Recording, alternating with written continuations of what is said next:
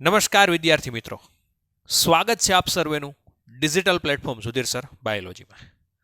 હવે આજનો lecture 12th science માટેનો લેક્ચર છે અને 12th સાયન્સની અંદર આજે આપણે ખૂબ જ અગત્યનો, આમ જોવા જઈએ તો સેલનો ટોપિક અભ્યાસ કરવાનો છે અને તે ટોપિકનું નામ છે વિકૃતિ અને જનીન સંકેત. સૌથી પહેલી વાત તો એ કે આપણને પ્રશ્ન એવો થાય કે વિકૃતિ એટલે શું, બરાબર છે? તો આપણે સૌથી પહેલાં આપણે ટાઇટલ ઉપર જઈએ કે વિકૃતિ એટલે શું થાય, બરાબર? હવે વિકૃતિ એટલે શું?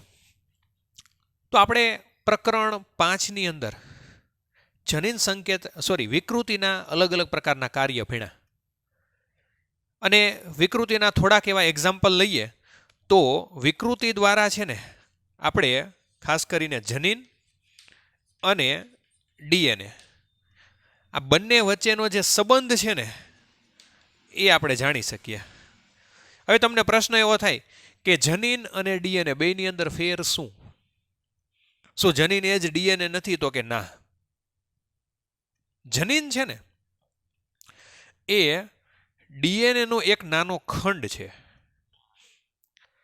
ઘણી વખત વિકૃતિની અંદર બે પ્રકાર આપણે અભ્યાસ કર્યો હતો અગાઉ. એક આપણે ભણાતા લોપ અને એક આપણે ભણાતા પુનઃ ગોઠવણી, બરાબર? ખાસ કરીને મેં નીટનો લેક્ચર લીધો હતો, એની અંદર આપણે આ બે વિશે ચર્ચા કરી હતી, એક લોપ અને પુનઃ ગોઠવણી. આ બે વિકૃતિના એક પ્રકાર જ છે. ઇન ધ કેસ કદાચ નો ખબર પડે તો આપણે નીટ સ્પેશિયલ જે લેક્ચર લીધેલો હતો એ મેં અપલોડ કરેલો છે, તો પ્લે લિસ્ટમાં જઈ અને પહેલાં નીટ સ્પેશિયલ લેક્ચર જોઈ લેજો. ઓકે. હવે લોપ એટલે શું થાય? તો કે ડીએનએ ઉપરથી જનીનના અમુક ખંડ છે ને એ ગુમાવાય. અને પુનઃ ગોઠવણી એટલે શું થાય? તો કે પુનઃ ગોઠવાય, બરાબર છે? પુનઃ ગોઠવાય. આપણે બ્રીફની અંદર થોડુંક સમજી લઈએ. ધારો કે આ કોઈ એક ડીએનએ છે, એની ઉપર જનીનના ખંડ છે, ધારો કે એ છે, બી છે, સી છે, ડી છે, ઈ છે અને એફ છે, સપોઝ, બરાબર છે? હવે લોપ એટલે શું થાય? તો કે કોઈ ખંડ ગુમાવાય. ધારો કે આ બી અને સી આ બે ખંડ ગુમાવાય તો પરિણામે નવું બનતું ડીએનએ કેવું હોય? તો અહીંયા આપણે લખીએ તો એ, હવે બી ને સી તો ગુમાવાઈ ગયા છે એટલે આવશે ડી, ઈ અને એફ. હવે જ્યારે કોઈ જનીનના ખંડ ગુમાવાય ને ત્યારે એની સાથે સાથે અમુક લક્ષણ છે ને એ પણ કેવા થશે? તો કે ઓછા થાય. કોઈ જનીનના ખંડ ગુમાવાય તો સાથે લક્ષણોની અંદર પણ ઘટાડો થાય. આપણે પુનઃ ગોઠવણીની વાત કરીએ તો સેમ આ જ વસ્તુ આપણે રાખીએ, પણ એની અંદર બી અને સી ની પુનઃ ગોઠવણી થાય તો જનીનનો ક્રમ કેવો થાય? તો એ બી ને સી ની પુનઃ ગોઠવણી થાય એટલે સી ની જગ્યાએ બી આવી જાય અને બી ની જગ્યાએ સી આવી જાય, તો સી, બી, ડી, ઈ અને એફ. હવે જો આમાં ક્યાંય જનીનનો કોઈ પણ પ્રકારનો ખંડ ગુમાવવાનો નથી, જનીનનો કોઈ ખંડ ગુમાવવાનો નથી, એનો મતલબ શું થયો? તો કે એની અંદર કોઈ ખંડ ગુમાવવાનો નથી એટલે કે એની અંદર શું થયું છે? તો કે ખાલી જનીનોની પુનઃ ગોઠવણી થઈ છે, તો લક્ષણોની અંદર શું થાય? તો કે વધારો થાય. હવે જ્યારે કોઈ એક જનીનનો ખંડ ગુમાવાય અથવા તો પુનઃ ગોઠવાય ને ત્યારે જે રચના જોવા મળે ને એને આપણે કહીએ છીએ વિકૃતિ, અથવા તો એને કહેવામાં આવે છે પોઈન્ટ મ્યુટેશન. શું કહેવામાં આવે છે? તો કે પોઈન્ટ મ્યુટેશન. પોઈન્ટ મ્યુટેશન એટલે શું થાય? તો કે એક સ્પેસિફિક જગ્યાએ જ વિકૃતિ થાય છે. પોઈન્ટ એટલે એક સાઇટ સ્પેસિફિક, અને મ્યુટેશન એટલે વિકૃતિ, બરાબર? હું તમને કહું કે આખો આ જનીનનો જે ભાગ છે એમાં ક્યાં વિકૃતિ થઈ? તો કે ખાલી ને ખાલી આ જ ખંડ બી અને સી, નથિંગ એલ્સ, બીજી એક પણ જગ્યાએ નહીં. તો આ એક વિશિષ્ટ પ્રકારનો પોઈન્ટ છે કે જ્યાં મ્યુટેશન જોવા મળે છે, એટલે એને શું કહેવામાં આવે છે? તો કે પોઈન્ટ મ્યુટેશન. સમજાણું આખું? હવે આ પોઈન્ટ મ્યુટેશનનું એક સારામાં સારું એક્ઝામ્પલ આપણે લાસ્ટ ઘણા બધા લેક્ચરોની અંદર ભણ્યા હતા. પોઈન્ટ મ્યુટેશનનું જો સારામાં સારું એક્ઝામ્પલ હોય તો એ છે સિકલ સેલ એનિમિયા. આ છે ને એક સારામાં સારું એક્ઝામ્પલ છે, સિકલ સેલ એનિમિયા. હવે સિકલ સેલ એનિમિયાનું કામ શું? એ રોગ કઈ રીતે થાય? તો થોડુંક એવું ફ્લેશબેકની અંદર જઈએ ને થોડુંક એવું યાદ કરીએ તો આપણને સિકલ સેલ એનિમિયા વિશે ખબર પડે. સિકલ સેલ એનિમિયા એટલે શું થાય? તો કે હિમોગ્લોબિનની અંદર બે પ્રકારની શૃંખલા હોય, આલ્ફા અને બીટા. એમાં છઠ્ઠા નંબરનો એમિનો એસિડ છે ને એ હોય છે ગ્લુટામેટ નામનો, અથવા તો ગ્લુટામિક એસિડ પણ કહેવામાં આવે છે. અને એની જગ્યાએ જો વેલાઇન નામનો એમિનો એસિડ બને ને તો એને શું કહેવામાં આવે છે? તો કે પોઈન્ટ મ્યુટેશન. પરિણામે શું થાય? તો કે રક્તકણ છે એ પૂરતા પ્રમાણમાં ઓક્સિજન ગ્રહણ ન કરી શકે, અને પૂરતા પ્રમાણમાં ઓક્સિજન ગ્રહણ ન કરી શકે પરિણામે એનો આકાર આખો કેવો થઈ જાય? તો કે દાંતરડા જેવો. તો કેવા શું માગે છે? તો કે ધારો કે આ હિમોગ્લોબિનની શૃંખલા છે, આ પહેલી છે, આ બીજો એમિનો એસિડ, આ ત્રીજો, આ ચોથો, આ પાંચમો, આ છઠ્ઠો, આ સાતમો, આ આઠમો.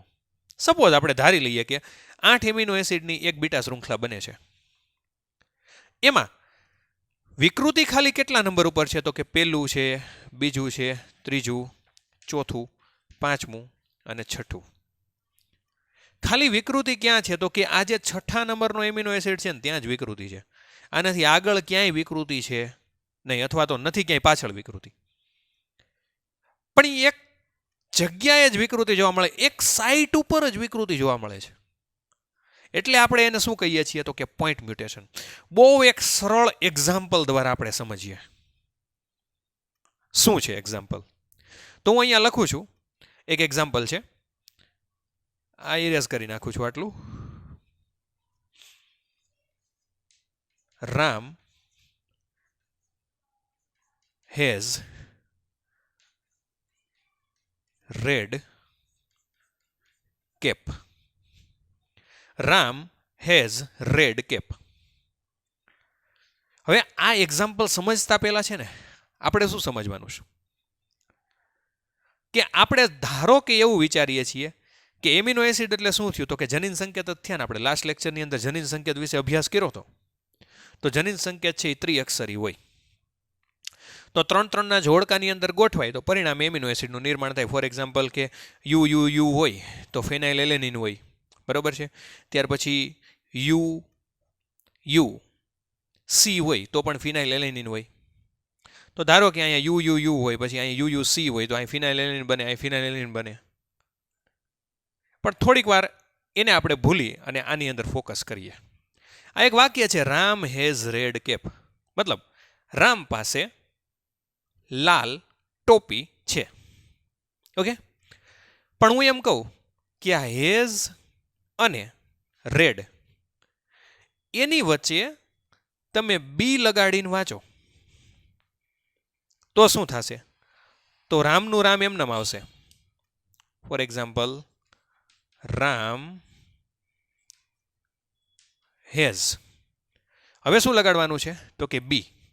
તો અહીંયા બી, બી પછી આર ઈ. ડી નહીં લખાય. શું કામ? કારણ કે જનીન સંકેત તો ત્રિઅક્ષરી છે, બરોબર. પછી ડીસીએ, ડીસીએ અને છેલ્લે એક પી એમ વધશે, બરોબર છે. પછી એમ કહું કે બી નહીં, સાથે સાથે બી અને આઈ બે લગાડીને વાંચો તો ફરીથી આપણે લગાડીએ. રામ એનું આવશે, હેઝ પણ એનું આવશે. હવે બી આર ઈ નહીં આવે. બી પછી આપણે શું લગાડવાનો છે? તો કે આઈ. તો બી આઈ આર. કેમ? તો કે બી પછી આઈ અને પછી આર. પછી શું આવશે? ઈડીસી, ઈડીસી અને એપી, એ અને પી. આ વાક્ય છે ને એ કોઈ પણ પ્રકારના મિનિંગનું થતું નથી, મિનિંગલેસ વાક્ય થાય છે. પણ હજી હું એમ કહું કે બી અને આઈની બદલે બી આઈ જી લગાડીને વાંચો તો અહીંયા જોઈએ રામ, HAS નું એનું એચ એ એસ લગાડવાનું શું? બી આઈ જી. બરાબર, BIG, BI અને જી લગાડી દો તો પછી RED કમ્પ્લીટ થઈ જશે, RED અને CAP. હવે જુઓ તો આ વાક્ય મિનિંગ વાળું થઈ ગયું કે Ram has big red cap, મતલબ રામ પાસે મોટી લાલ ટોપી છે. તમે જો એક અક્ષર ઉમેરો ને તો વાક્યનો કોઈ મિનિંગ ન થયો, બીજો અક્ષર ઉમેરો તો પણ વાક્યનો કોઈ મિનિંગ થયો નહીં. પણ જ્યારે આપણે ત્રીજો અક્ષર ઉમેરો એટલે વાક્યનો આખો મિનિંગ ફરી ગયો. પેલા શું હતું? Ram has red cap. પણ 3 અક્ષર ઉમેર્યા તો Ram has big red cap. તો મતલબ કે આ એક આપણે નવું ઉમેર્યું ને, નવું ઉમેર્યું તો બિગ એટલે શું થયું? એક વધારાની લાક્ષણિકતા થઈ. તો સેમ એમિનો એસિડમાં આવું જ છે. ધારો કે જનીન સંકેત એક ઉમેરો ને તો જો કાર્ય અસ્તવ્યસ્ત થઈ જાય. ધારો કે મેં અહીં બી ઉમેરો, રામ હેઝ, પછી આગળ તમે કઈ વાંચી નો એગો. 2 ઉમેરા છે અક્ષર તોય આગળ તમે કઈ નો વાંચી એગો. તો જનીન સંકેત હંમેશા કેવા છે? તો કે ત્રિઅક્ષરી.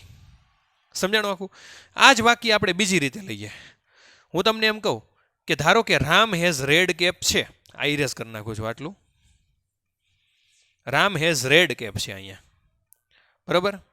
એમાંથી આર કાઢી નાખો તો કઈ રીતે વચાય? તો કે રામ હેઝ EDC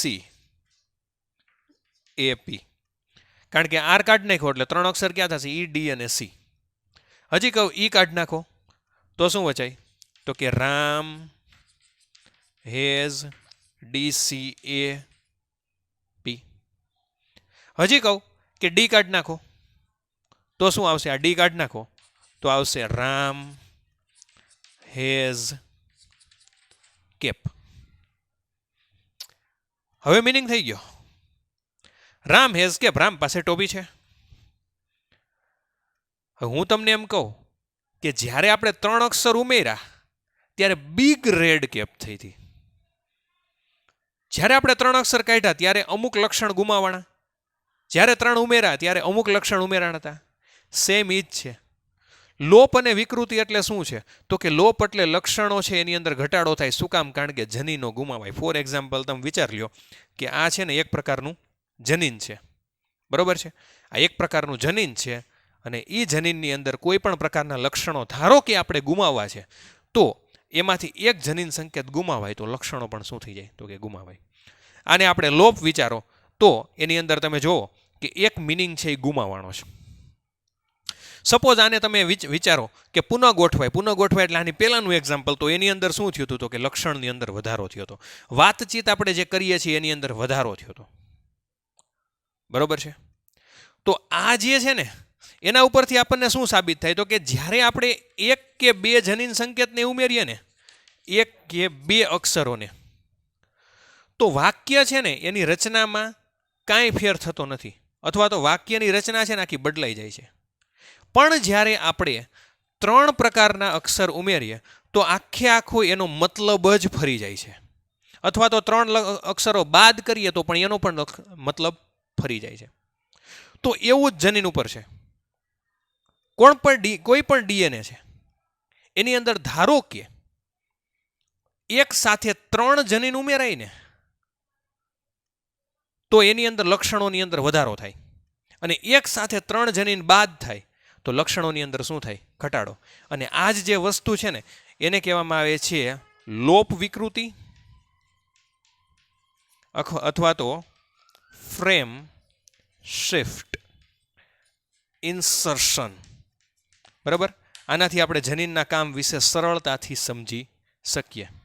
ઓકે, તો આ થયું જનીન સંકેત, વિકૃતિ અને જનીન સંકેત. હવે ખાસ આ આટલું યાદ રાખજો અને પછી આપણે કઈ રીતે RNA છે એ કાર્ય કરે છે એના વિશે આપણે નેક્સ્ટ લેક્ચરમાં ચર્ચા કરશું. આજનો લેક્ચર થોડોક એવો નાનો છે પણ ખાસ આ ટોપિક છે એ યાદ રાખજો. ઓકે, તો આજના દિવસમાં અહીં સુધી રાખીએ. તમારે સ્ક્રીનશોટ પાડવો હોય તો પાડી લો.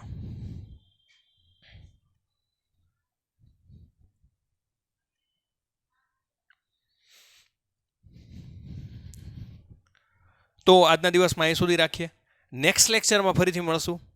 અને કોઈ પણ પ્રકારની તકલીફ હોય અથવા તો કોઈ પણ પ્રકારનો ડાઉટ હોય તો કોઈ પણ માધ્યમથી કોન્ટેક્ટ કરી શકો છો. ત્યાં સુધી જય હિન્દ, જય ભારત.